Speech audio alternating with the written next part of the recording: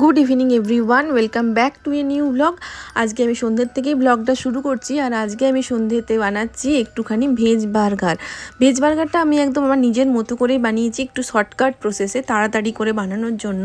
তার জন্য আমি বার্গার বানগুলোকে মাঝে মাঝে অর্ধেক করে কেটে নিয়েছি। তার ওপর থেকে একটুখানি টমেটো কেচাপ আর একটুখানি দিয়ে দিচ্ছি মেয়োনিজ।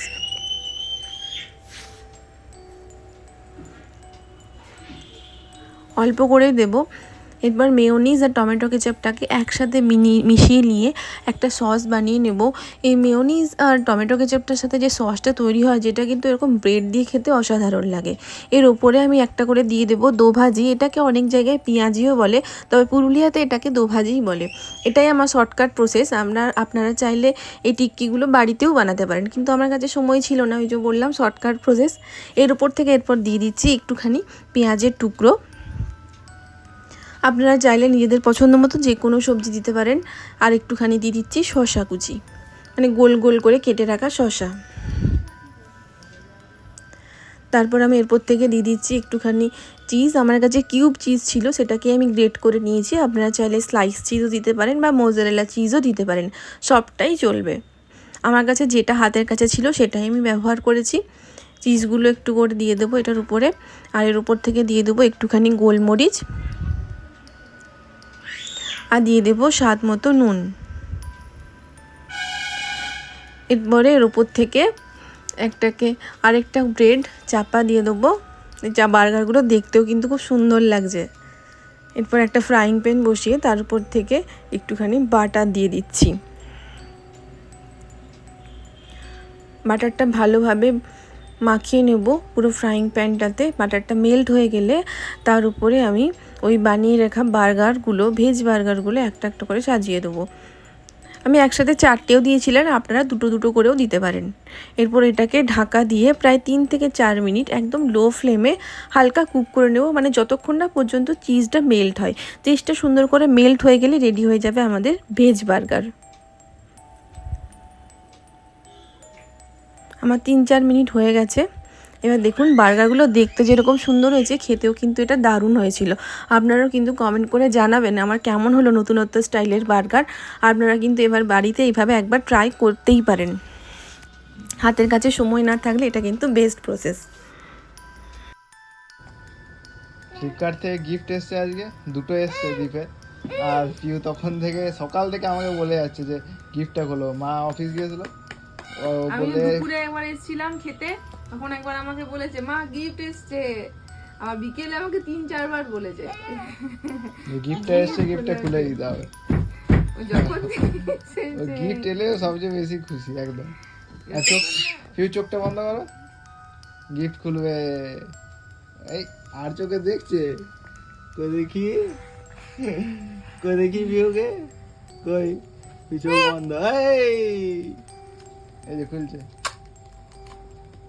আমি দুপুরে এসেছি তখনও আমাকে বলেছে, মানে এখনই খুলে দিতে হবে এরকম, তখনও বলেছে।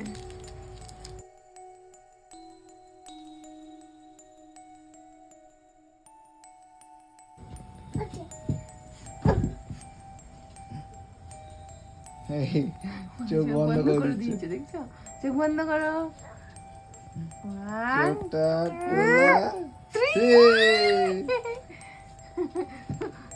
নষ্ট নষ্ট হয়ে যাবে। দাও মাকে দিও। এটা চিটাবো এসিতে চিটাবো। তুমি দেখবে আমি চিটানোর পর দেখাবো। এটা অর্ডার দিয়েছিলাম, একটা এসির স্টিকার, সেটা এসেছে। আরে বাবু কি করে নষ্ট হয়ে যাবে। এই যে এটা এরকম, তো এটা চিটাবো, চিটিয়ে পরে দেখাবো কেমন লাগছে। পিউকে সব দিতে হবে গিফট গুলো, তারপর ওর মা খুলবে, কাঁচি দিয়ে দেবে। ওকে মানে ও আমার হাতে হ্যান্ড ওভার করে দিবে। আরেকটা ফ্লিপকার্ট থেকে এসছে, এটা কি এসছে দেখি। ওয়াল পেন্টিং এসব টাইপের জিনিসগুলো আমার খুব ভালো লাগে। আমি নিজেও ছবি আঁকতে খুব পছন্দ করি, ভালোবাসি খুব আর কি। কিন্তু ছবি আঁকা এখন সময়ের অভাবে আর হয়ে ওঠে না। বলতে গেলে ছবি আঁকা আমার একটা হবি। এসব সময় পেলে ওয়াল পেন্টিং আমিই বানিয়ে দিতে পারবো। সময়ের অভাবে পিহুর দুষ্টুমির জ্বালায় আর এসব হয়ে ওঠে না এখন। সাথে সাথে চোখ 1 2 3 বলতে চোখ বন্ধ। 1 2 3 কি রং বেরঙের টুটি ফ্রুটি। দেখি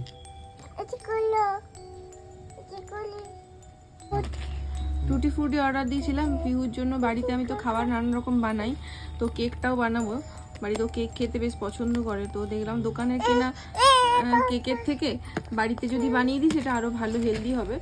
ওই জন্য ভাবছি এবার একটু টুটি ফ্রুটি কিছু অর্ডার দিয়েছিলাম, সেটাই এসেছে। না এটা খুলবো না, আগে দেখি এটা কেমন আছে, যদি ফেরত দিতে হয় নাকি তারপরে এটা খুলবো, এখন খুলবো না বাবা। পিউ তো একদম মানে অস্থির হয়েছে খোলার জন্য, কি হচ্ছে এটা দেখে তো কিছুতেই পেটিএম এ- শুনবে না, ওকে খুলে তারপর দিতে হবে। এটা খোলা যাচ্ছে না এখন বাবা, এটা দোকান থেকে লোক আসবে তারপর খুলে দেবে। এগুলো খোলা যায় না, এগুলো পরে, এগুলোই খেলনা, এগুলো নিয়ে খেলতে হয়। টুটি ফ্রুটি। আর পিউ কিছুতেই শুনবে না, চোখ বন্ধ করো। আবার চোখ বন্ধ করে হয়ে গেছে, আজকে আমাদের গিফট খোলা হয়ে গেছে। আরেকটা আছে। আরেকটা আছে, ও আরেকটা আছে, পিউ জানে এটা কি। Good evening everyone, welcome back to a new blog. আজকে হচ্ছে 9 মে, বৃহস্পতিবার।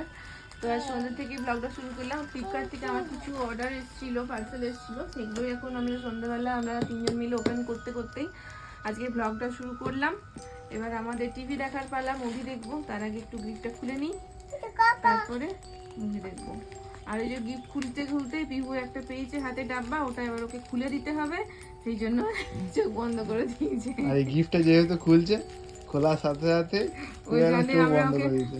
বলি যে চোখ বন্ধ করো পিহু, তোমার জন্য গিফট আছে, ওই জন্য চোখ বন্ধ করে দিচ্ছে। এটা কি? এটা এটা হচ্ছে যে আমার হেয়ার স্পায়ের যে ক্যাপটা, ওটা একটুখানি Defect ডিফেক্ট ছিল। বেরিয়েছিল, ওটা রিপ্লেস করলাম। এটা আগেও একবার দেখিয়েছি। এটা কিন্তু আমার জন্য খুব ইউজফুল লেগেছে। এবার যেহেতু মেড ইন চায়না, তো কতদিন কি টিকবে জানি না। আপাতত যতদিনই টিকুক, কত 260 টাকার মধ্যে ঠিকঠাকই আছে। এটা টেস্টিং করে নিতে হবে গরম হচ্ছে নাকি, ঠিকঠাকই আছে। তা আমার জন্য খুব হেল্পফুল, যেহেতু আমি পার্লারে বেশিক্ষণ সময় দিতে একদমই পারি না। একেই তো ওয়ার্কিং মাদার, শনি রবিবার ছুটি পাই, শনি রবিবারও যদি পার্লারে বসে সময় কাটাই তাহলে তো আর কিছু কাজই হবে না। তুই একটু পরিয়ে দেখি তো কেমন লাগছে। তুই দেখো গিফটটা, এ দেখো, এই যে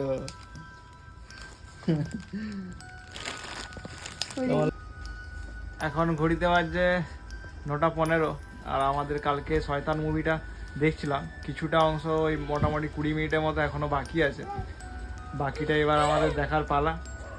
আর পিউর তো দুষ্টুমি শুরু করে দিয়েছে একদম, তার মাঝে মাঝেই আমাদেরকে এই মুভিটা দেখা বেশ ভালোই লাগলো। প্রথম থেকে একটা সাসপেন্সের মধ্যে দিয়ে মুভিটা, যদিও দৃশ্যম মুভিটা এর থেকে অনেক বেটার ছিল। হ্যাঁ, এইটা জাস্ট একটা ঠিকঠাকই মুভিটা। তো লাস্ট পজিশনটা দেখা যাক কেমন করেছে।